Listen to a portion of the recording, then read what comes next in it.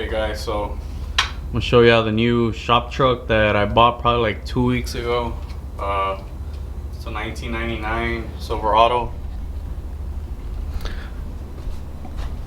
Pretty nice little truck. The only problem I had with it was the last guy that had it. I think he kind of like broke the distributor cap on it, and so it was fucking throwing it off. So the truck was jerking back and forth, back and forth. Got that fixed. Had to replace the whole thing. Today we're gonna drop the truck, and I'm gonna show you a bunch of the little cool shit I got for it. I got the 15-inch brake conversion kit from 1320 Wheels. Also got some cow tracks.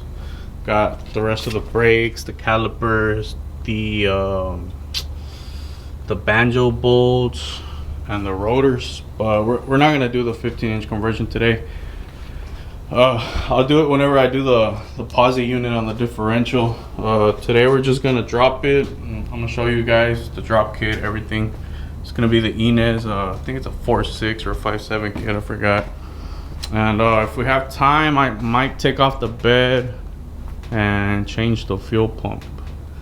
These trucks are notorious for the floaters failing, and this one needs it because sometimes it shows me that I have gas, and then sometimes it shows me low fuel level. So I don't know, man, that's really annoying. And the pumps aren't that expensive. They're like $100, 120. Just depends which ones you have.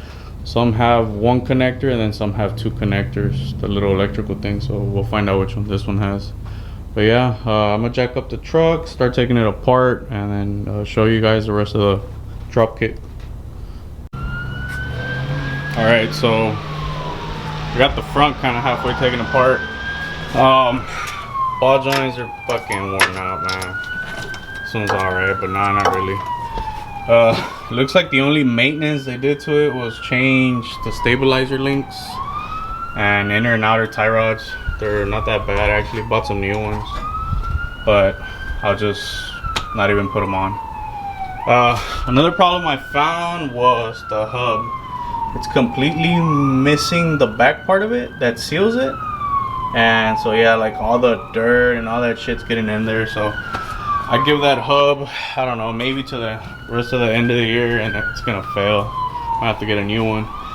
This one's still sealed, but probably end up replacing both of them at the same time. Right now I'm just gonna take the shocks off. Remember on these, try to have some pressure on the bottom, put a jack on the bottom. That way the fucking spring doesn't shoot at your ass, you know, because they're kind of compressed in there. And yeah, I think the up there, that aftermarket one's either like a 14 or a 15. Let me see if I can get you a good look in there. Yeah, that one right there. So yeah, finished taking this thing apart. Remember, whenever you're putting on the new control arms in the pockets, use grease, you know, red lithium grease, whatever, and put everything back together. Torque it down if you have a torque wrench, or hit it with your impact. You know, a few ugga duggas ain't gonna go anywhere. Use Loctite. You know, it's a bigger bottle that's like 40-50 bucks. It's more than enough, or you could buy the little one and get scammed for like $20. So definitely use Loctite, guys. Use it, especially on your hub bolts and your brake bolts. You know, you don't really have to use it for anything else, but use it for your hub bolts and your brake bolts. So the most important ones. Don't forget to take off that bump stop too. I'm just gonna finish tearing this thing apart, and I'll show y'all the kit, like everything, all the parts that come inside the kit or whatever. I'll have them laid out in the office for you guys. Well, here you go, guys. So it's basically the IHC kit for the 9906. You have your passenger, driver side upper control arm, your lowers. This is gonna be your driver's side, and that's gonna be your passenger side. I flipped it over so you know you guys can see it from the other side. On the bottom, pretty nice powder coating, brand new bushings, everything. These are the ball joints for the uppers, and you have your flip kit, your saddles, little top plates, and your drop shocks, and your stabilizer links. But yeah, pretty much all you need. On these, you do need a notch. Underbed notch would be preferably the one to get. It sits flush with your bed, so you don't have to cut up the bed or anything like that. Pretty badass kit, man. Pretty excited to get this on. The back, if I have enough time, I'm gonna swap out that fuel pump, show you guys that shit too. And don't forget, we have to put on those cow tracks. So yeah, got a lot of shit going on today. All right, as you can see, we got the bed off. It's 8 bolts. You got 1, 2, 3, 4. And the reason I took the bed off was makes it way easier to get to that fuel pump. You can already tell they kind of replaced it already. So I don't know if it's the faulty wiring that's throwing it off, but the floater's stuck, or it gets stuck. They did me the honors of flipping the bolt, so I don't have to completely drop the gas tank while I'm doing the cow tracks. But yeah, bump stops, they're bolt on. You can fucking take them off with a 15. We're gonna do the underbed notch. Getting rid of the spare tire. The rear end, probably about a week or two, it's gonna get rebuilt. Posi differential, 8th true track, 373 gears, and the exhaust. That ugly ass exhaust has to go. But yeah, stick around. Take this whole baby apart. Do the cow tracks and the drop at the same time. Boom. There you go, guys. Cow tracks. Everything else on this bad boy. Right here on the leaf spring, you have to cut that bracket off because it's kind of in the way. Just has like a little rivet. You could cut with the grinder right through it. And then I cut like 6 inches off the leaf spring so it wouldn't touch the traction bar. And I already jumped on it and it doesn't even bottom out like at all. But I'm probably still gonna go ahead and do the underbed notch just to clear it, or if I want to go lower, you know, the underbed notch can clear up to a 12 in the back. But man, she looks pretty good. These are like the temporary wheels for right now. Probably thinking about going with these. Just need to get the other 3. My friend has 2, and then we have another one here at the shop, and then I had this one at the house. Slap those on.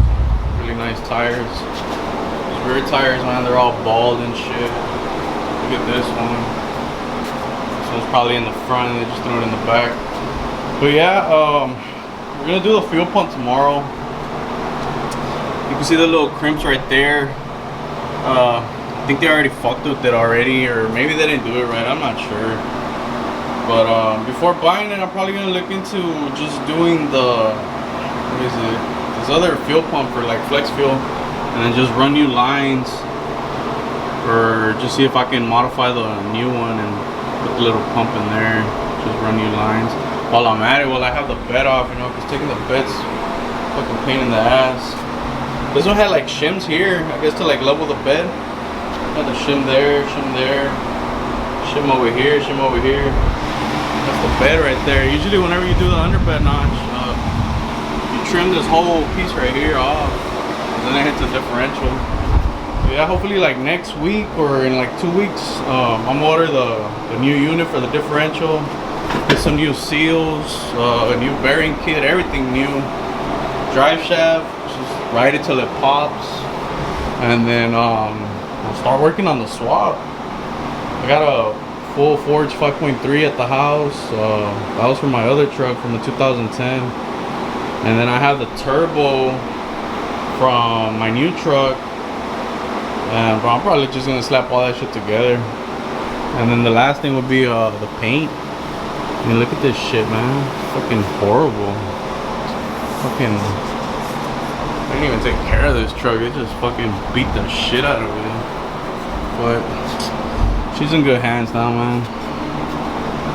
You know, be a fast little truck. But yeah, let me show you guys. Look, I'm just gonna fucking bust my ass. I'm literally, it won't even bottom out. I'm fucking 200 pounds, 215 and shit. This thing will not bottom out, man. So those cow tracks, yeah, they're fucking awesome. Definitely recommend them. But yeah, do the fuel pump tomorrow, and I'll see you guys later.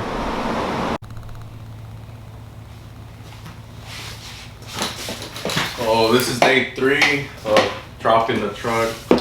Got really busy yesterday. Had to do a drop and some other cow tracks. So today we're gonna do a fuel pump. I went ahead and got the precision fuel pump, and it's pretty simple. You just take the old one off and replace this one, and then wire it with the diagram that they give you. I do recommend you gotta get some good wire strippers / crimpers, and that's it. It's better if you take off the bed instead of just dropping the gas tank. So just do that, and I'll show you guys right now. I'm about to take it out. So I went ahead and bought some disconnect clips because the ones I had on the truck, they were all fucked up and one of them was missing. So yeah, they're 5/16s and 3/8. They come in a little pack. They're about $6 a piece. Highly recommend to get them so you don't have any leaks or anything on your lines.